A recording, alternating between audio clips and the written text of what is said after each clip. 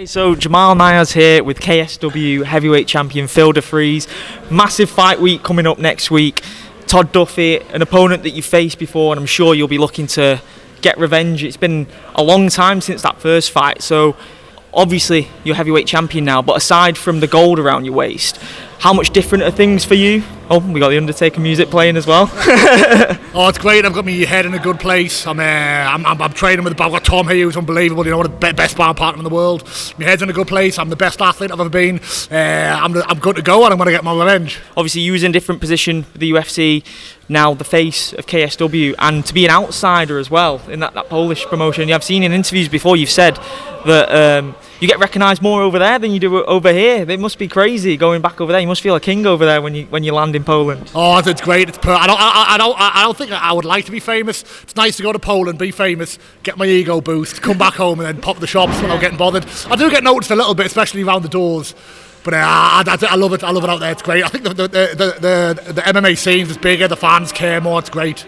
100%. Now, he's obviously not fought in 3 years. It's a long time to take a layoff, where in comparison for you, you've just been on an absolute wrecking havoc, destroying everyone in your path. Since winning the belt in 2018, it's 8 defences of your title now, I believe. 7 or 8 defences. Yeah, I've won it. Then this will be my 8th defence, I think. Defense coming up, right? So that's pure domination. So in comparison to him being out of the cage for that long, and you just being as active as you possibly can, that's a stark comparison, isn't it? And do you think that'll be apparent on the night as well? I mean, the first time I had the mental health issues, I was scared, I was nervous. I think this time he's got to be the scared and nervous one, and I'm going to be one with the momentum, you know, so it's going to be interesting to see how that plays out. So it's just going to be totally different. I didn't fight 10 years ago, I bottled it and I let somebody beat me up, basically. So this time you'll see a real fight. And, you know, you mentioned that overcoming the mental health issues that you faced at that time. How proud are you of yourself in terms of where you are now? Because that's it's so prevalent in sports, not just in combat sports. You know, you see it in football. You see athletes go. You know, we're all human beings, and especially athletes performing at the highest level. It unfortunately becomes apparent, doesn't it, when there's something that's not going the way that you want it to be, and when you rectify it, what's bothering you, you're in the position that you're in now. So just in terms of getting through the other side of what you were going through. I mean, it wasn't that difficult. Like, I acknowledged the fact I had a mental health issue, which I'd never acknowledged. I didn't know what anxiety was. I went to the doctor, got some pills, and I was so unbelievably fortunate that the first set of pills got given fixed me in 3 months like that. People, I always talk with the anxiety, and people say, "Oh, how did you beat your anxiety?" And I go, "I was going to take these pills. These pills will fix you." And I must have told 10 people that it hasn't fixed them. So I was just incredibly lucky that these pills worked. But I am proud of my achievements and stuff. But these pills saved my life, man.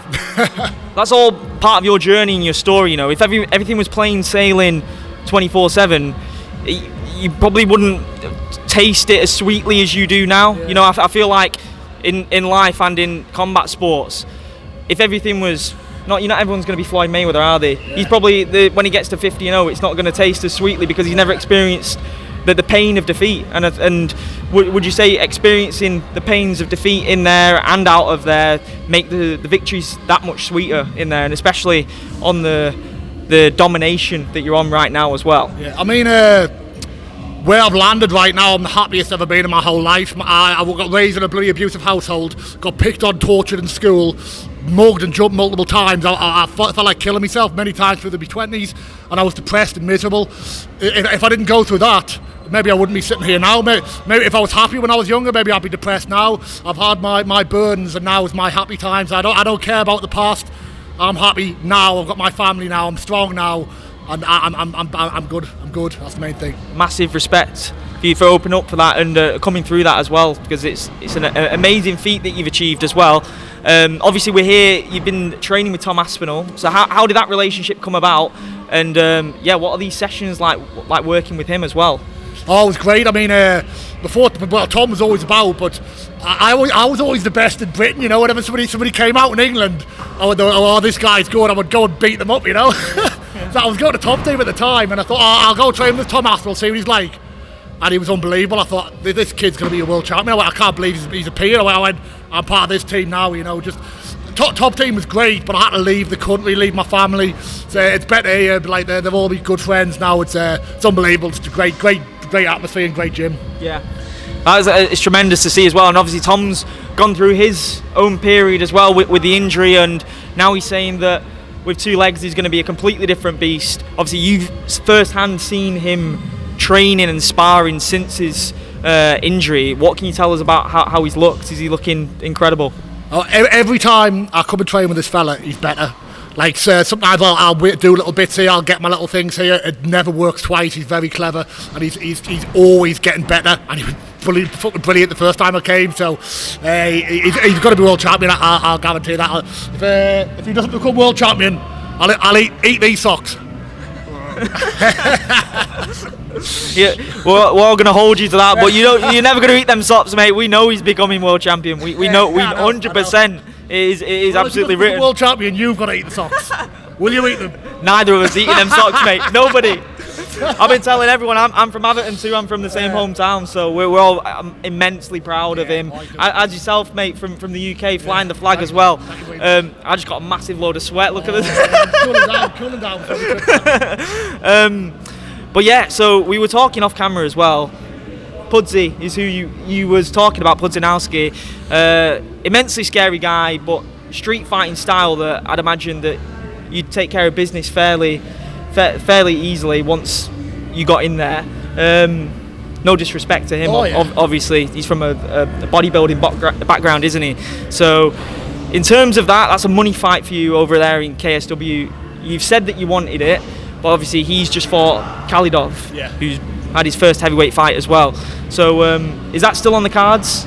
Nah, that's off. We'll have to get a good win streak together. I mean, I'll still want loads of money if they want to give me loads of money and do it. But I think it's off. And Khalidov beat him with grappling quite easily.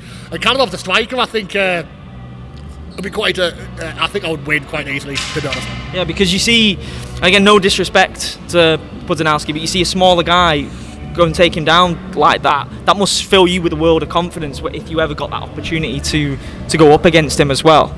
Yeah, I mean, I'm always confident going in. I train well. I put myself through hell in these sessions. I have bloody multiple nervous breakdowns, crying at sad movies aren't even sad, towards the end. So I put myself through hell, so I'm always confident going in. And against anyone, I'll fight anyone, So Khalidov retired as well after that fight, but he has retired before. So retirement in combat sports.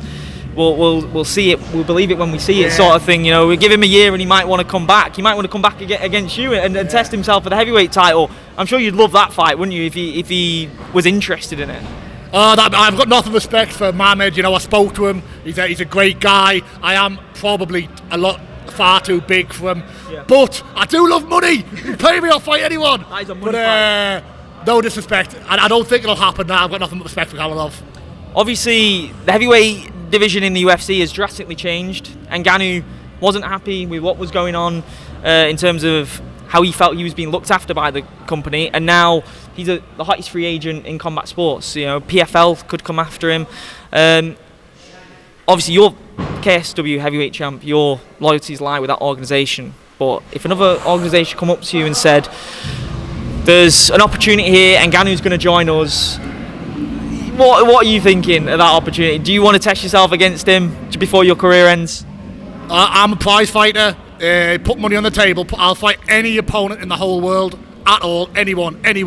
But there wants to be a pay packet attached to that guy's name. Yeah. So I'd fight him, but I'd want paying. And I'd love to do that, But I think I don't know what I think he's going to go fight Tyson Fury, isn't he, or something? Do you think he goes into boxing first and then MMA when he's made all the money he wants to in boxing?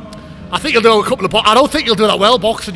It's different. When you go like whenever I've sparred with a pro boxer, I can box and I get beaten up. I'm a very very well decorated MMA grappler. I'll grapple anyone when I'm punching them. But you put me with a competitive grappler, someone like Gordon Ryan, I'm going to get slaughtered multiple times. I think it's a different game, especially with the big gloves. I don't think he'll do that well. But good on him. I hope he gets paid. You mentioned off camera that you feel that there might be a little bit of needle, not from your part, but during fight week there might be the theatrics and the back and forth between you and Todd Duffee. Do you like that side of it? If someone brings it to you, will you engage in the back and forth verbal warfare before the fight? Oh, I like to. I'm a bit jovial. I have a little joke and stuff. But if somebody when you see when Narco decided to get a bit cheeky, he got blew away. I can be quite witty and quite funny at times. So I don't think Todd's the brightest guy about, you know. So if he wants to start talking some shit, you know, he can get blown away too. Were you surprised when this fight offer came to you? Because obviously he's been off the radar for a long time. It was definitely a surprise to me when I saw that fight was announced, and it's exciting for the fans, man, because both your big names, rematch element, and everyone loves a heavyweight dogfight, don't they? Well, he started calling me out about it. Must have been over a year ago on Instagram, saying, "Hey Phil, why don't you want to avenge your loss? Let's sort the fight out." I was like, "Todd, I can't fucking sort the fight out for you, man." My coach who saved me from alcoholism got dropped from Bellator. I couldn't get him in bloody KSW. I can't get anyone in. So I told KSW, let's do this fight. And he seems to think that I was like kind of dodging him a bit. But we'll see what happens, you know. Fight night, he's going to have a different face on him. 100%. Well, it's been a pleasure speaking to you, man, and hopefully the first of many conversations between us. I'm excited to talk to you anyway. I've been wanting to chat to you for ages anyway. One of the few British guys flying the flag in a overseas promotion. It's really, really cool to see, man. Not many people would go and take that leap and go to a non-English speaking organisation, so it's really cool, man. Massive respect to you. Oh, it's great. Thank you very much. Appreciate it.